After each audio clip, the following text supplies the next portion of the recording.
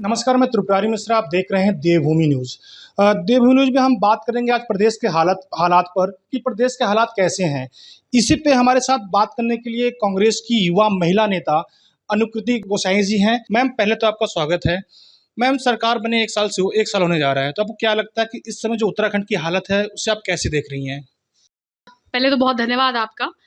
देखिए, मुझे लगता है कि आज वाक़ई ये उत्तराखंड का दुर्भाग्य है। ये सरकार उत्तराखंड का दुर्भाग्य है, उत्तराखंड के युवाओं के लिए, उत्तराखंड की महिलाओं के लिए और उत्तराखंड के पहाड़ों के लिए।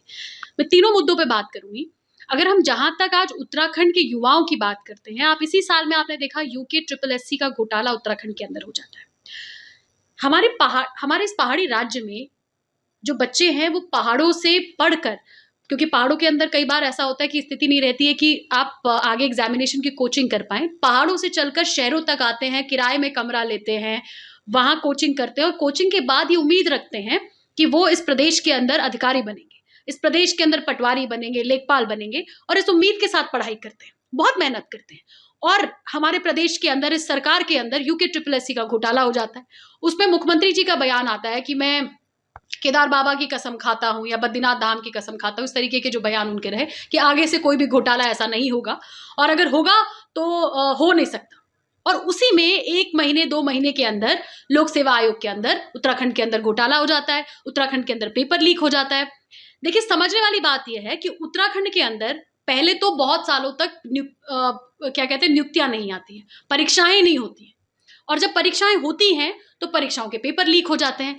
अब आप सोचिए कि उत्तराखंड का जो युवा है आज वो क्या करेगा? अगर बेरोजगार नहीं होगा तो क्या होगा?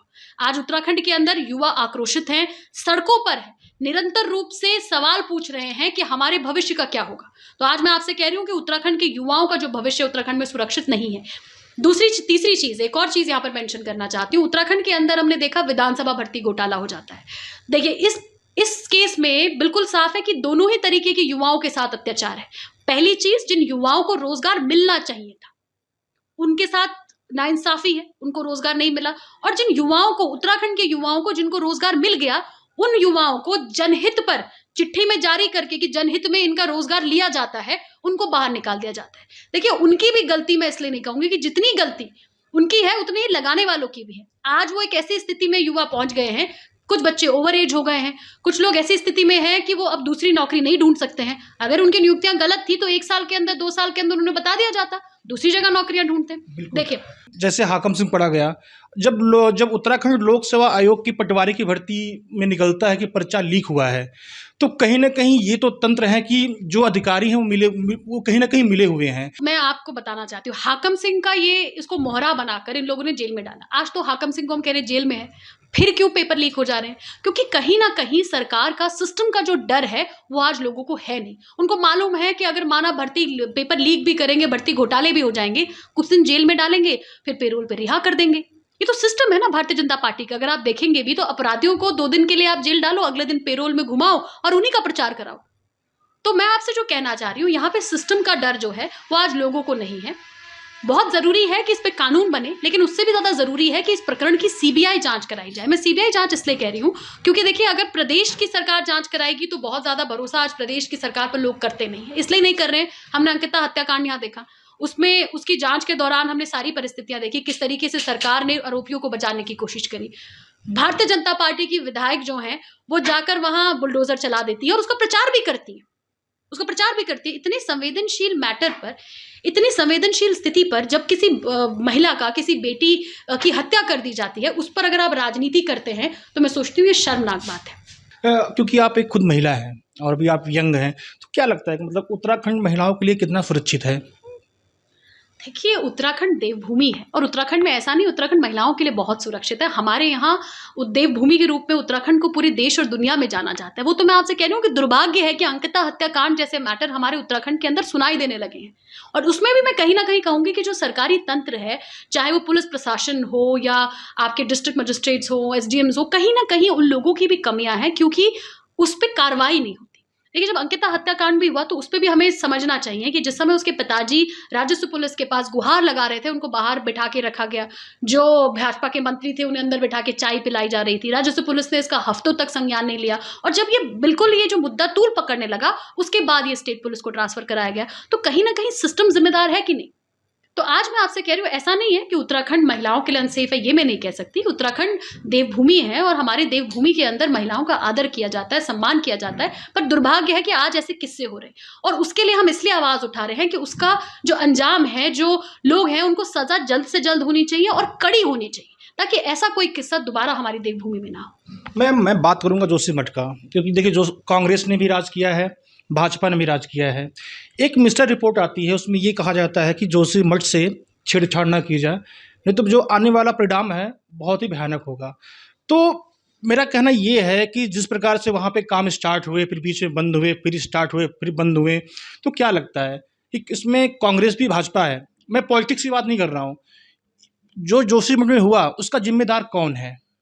देखिए, कहीं ना कहीं ये बात सही है कि जो विकास जोशीमठ या हमारे पहाड़ों में किया गया, वो प्लान नहीं था। प्लानिंग से मेरा मतलब है कि उसमें साइंटिफिक ओपिनियंस नहीं लिए गए, जियोलॉजिकल ओपिनियंस नहीं लिए गए, और जो मेजर्स फॉलो करने चाहिए थे उनके अनुसार वो विकास, वो वहाँ पे जो काम है वो नहीं हुए। ये बात बिल्कुल सही है। लेकिन आज जो सवाल भाजपा कांग्रेस का भी नहीं है, देखो आज सवाल उत्तराखंड का है, उत्तराखंड के पहाड़ों का है। और जोशीमठ का इसलिए, देखिए जोशीमठ एक ऐसी जगह है जो हमारी आस्था का भी केंद्र है, ठीक है। बद्रीनाथ धाम भी वहाँ पर है, नरसिंह देवता का मंदिर वहाँ पे है, उनकी भूमि है। और वहीं साथ ही साथ अगर आप देखोगे, जोशीमठ से जुड़ा औली एक जो हमारा इंटरनेशनल स्कीइंग डेस्टिनेशन है, तो रोजगार का भी एक केंद्र है। जब मैं जोशीमठ गई, वहाँ मैंने बहुत सारे युवाओं को देखा जो जोशीमठ के अंदर अपने लिए रोजगार खोजते हुए आए हैं। आज समस्या जो है उसका समाधान ढूंढने की आवश्यकता है कि कैसे इसको अब आगे हम प्लान करें, कैसे उसको रोका जाए। आज परिस्थिति ये है कि जोशीमठ संघर्ष समिति जो है वो लगातार एक साल से, आई थिंक अगर हम इसको 2021 में ले जाते हैं, देखिए 2021 में पहली बार रैणी आपदा वहाँ आई। रैणी आपदा के बाद वहाँ के लोगों ने निरंतर रूप से पिछले 8-10 महीने से वो लोग निरंतर रूप से मुख्यमंत्री जी को चिट्ठी लिखने की कोशिश कर रहे हैं, डिस्ट्रिक्ट मजिस्ट्रेट को रीच आउट करने की कोशिश कर रहे हैं, एसडीएम को रीच आउट करने की कोशिश कर रहे हैं, प्रधानमंत्री जी को तक चिट्ठी लिखकर कोशिश कर रहे हैं कि हमारे यहाँ ये संकट आ रहा है, ये दरारें देखी जा रही हैं, इसका संज्ञान लें। लेकिन कोई उनकी सुनवाई नहीं होती, कोई उनको रिस्पॉन्स ना गवर्नमेंट से मिलता है ना सिस्टम से मिलता है। उसके बाद रिस्पॉन्स कब मिलता है? जब बहुत ज़्यादा दरारें, 500 से 600 घरों में जब दरारें बढ़ जाती है, भयानक हो जाती है, उसके बाद जो है वहाँ प्रशासन जागता है, वहाँ आता है। और आज भी जो मैं आपसे करंट बात भी कर रही हूँ, आज जब वो स्थिति ऐसी है कि बहुत से घरों में दरारें हैं, सड़कों में दरारें हैं, जब 5 जनवरी को मुख्यमंत्री जी जोशीमठ गए, वहाँ जाके उन्होंने कहा कि जो एनटीपीसी का काम है वो रोक दिया जाएगा, जो ये हिलांग वाला टनल जो बन रहा है, ये 4 धाम यात्रा का काम रोक दिया जाएगा। लेकिन उसके बावजूद भी वहाँ काम नहीं रुका।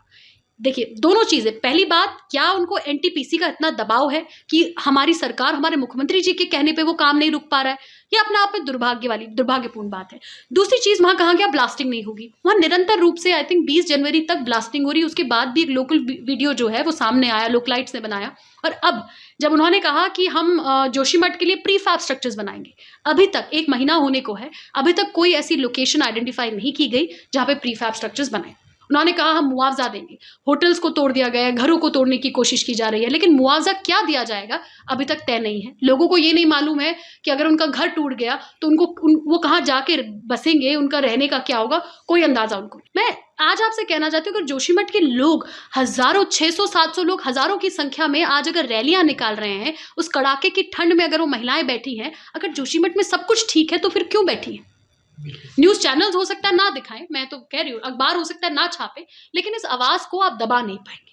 तो ये थे हमारे साथ अनुकृति गोसाई जी, जिनका साफ तौर पर कहना है कि जिस प्रकार से प्रदेश का माहौल है, कहीं ना कहीं कुछ चीज़ डैमेज हुई है, चाहे अंकिता बंजारी केस हो, चाहे यूके 380 की भर्ती घोटाला हो, चाहे पटवारी घोटाला हो, चाहे वो जोशीमठ की बात हो, उन्होंने तमाम मुद्दों पर अपनी बात रखी।